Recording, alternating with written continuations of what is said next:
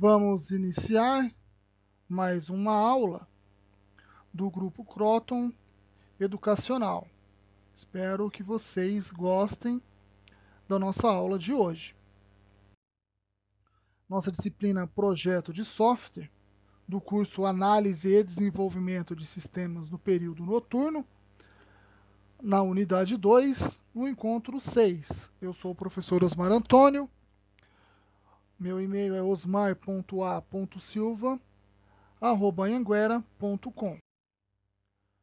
Com o título Possibilitar, analisar e construir um sistema com base no projeto de software da unidade 2, no nosso sexto encontro, abordaremos o tema Projeto Arquitetorial de Software. Bom, visando modelar a estrutura completa do software e as maneiras fornecidas para manter a integridade conceitual de um sistema, algumas arquiteturas tradicionais são importantes, como a centralizada, parcialmente distribuída, cliente-servidor, 2 camadas, cliente-servidor, 3 camadas, e a distribuída multicamadas. Tudo bem? Projeto arquitetural de software, a arquitetura centralizada, tá? Bom, a arquitetura centralizada tem como característica um mainframe, né, para o ponto de acesso central. Então, uma das características é o processamento centralizado no mainframe. Interligados a ele é o que nós conhecemos de terminais burros, né? Por quê? Porque eles não têm nenhum tipo de processamento local, né? Eles realizam o acesso ao meu mainframe, ao meu sistema corporativo, né? Porque uma das características é que é uma rede corporativa, e acessando esse mainframe, os meus sistemas, né, interligados, eles apresentam o software de baixa interação. Então é um software de uso departamental, de baixa interação, não existe uma interação muito alta para esse tipo de arquitetura, né? Todos os terminais são interligados ao meu mainframe, né? Os CAUs, né? Cada ponto de acesso. Então a arquitetura centralizada tem essa característica. Um pouco diferente da arquitetura centralizada, a arquitetura parcialmente distribuída tem como característica também um mainframe, né? Porém, existem os microcomputadores com baixo nível de processamento departamental. Então, uma das características é um pouco de processamento departamental, micros com algumas aplicações locais, né? Diferente do central, de baixa interatividade. Na parcialmente distribuída, existe algumas aplicações locais, deve estar conectado a uma rede corporativa, né, conectando aos micros, mainframes. Um software departamental com maior interação, afinal de contas, existe algumas aplicações locais no computador, e um início de interação entre parceiros, que é o que nós conhecemos de EDI.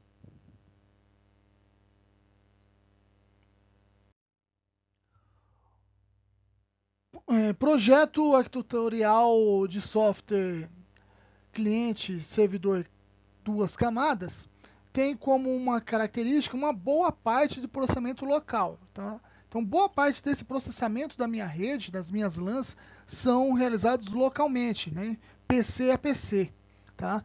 Micros com algumas aplicações locais, assim como a arquitetura parcialmente distribuída, né?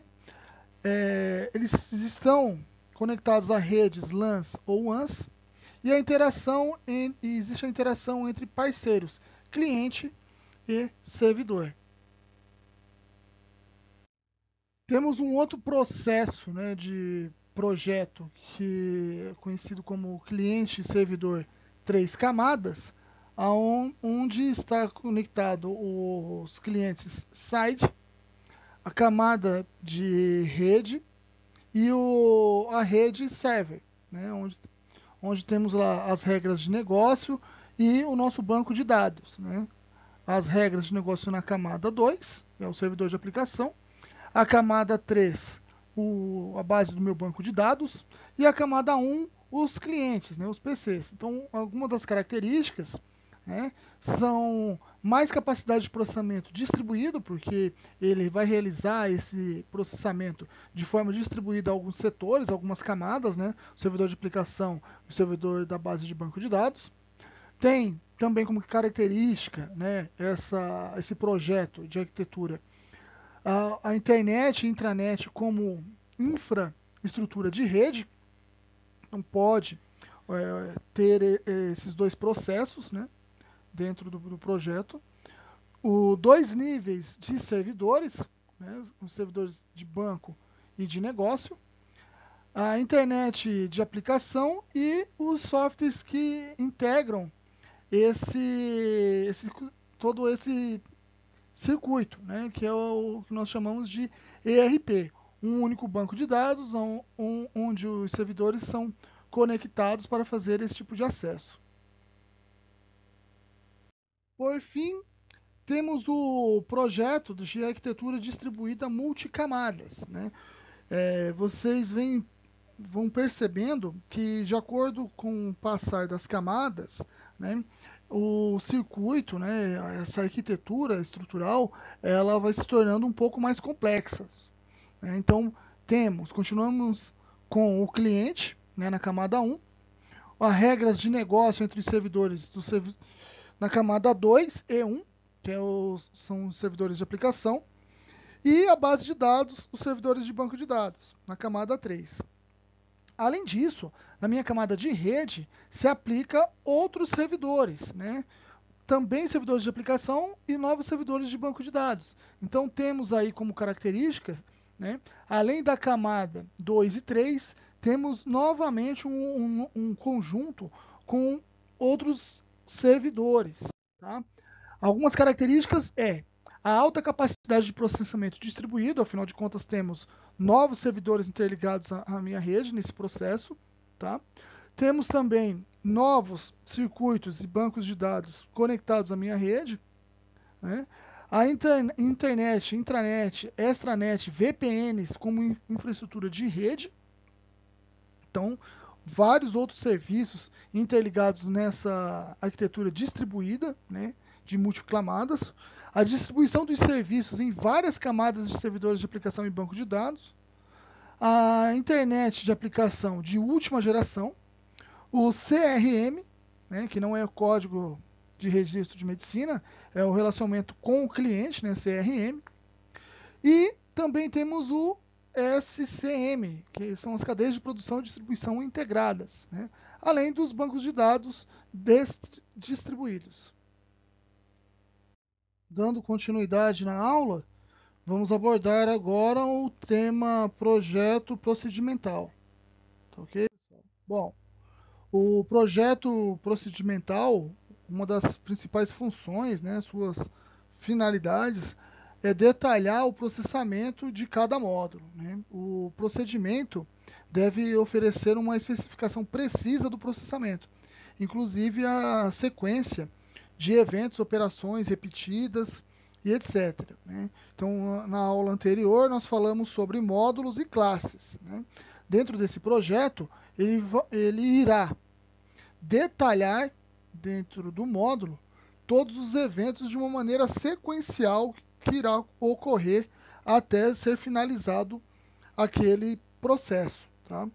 Bom, esse projeto ele também baseia-se na especificação dos requisitos, né? Na modelagem DFC, que é o diagrama de classes, e de um dicionário de dados obtido na análise. Né? Então é muito importante ele se basear nesses requisitos para que tenha êxito dentro desse projeto.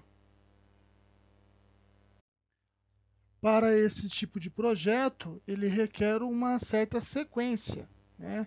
Essa sequência é a decomposição, identificação e modelagem do software através de componentes de módulos ou classes, como já citamos em slides em aulas anteriores. A representação da estrutura de controle e interação entre os componentes, a revisão e refinamento da estrutura e a representação dos detalhes algorítmicos, né? Então, essa sequência ela deve estar presente neste projeto.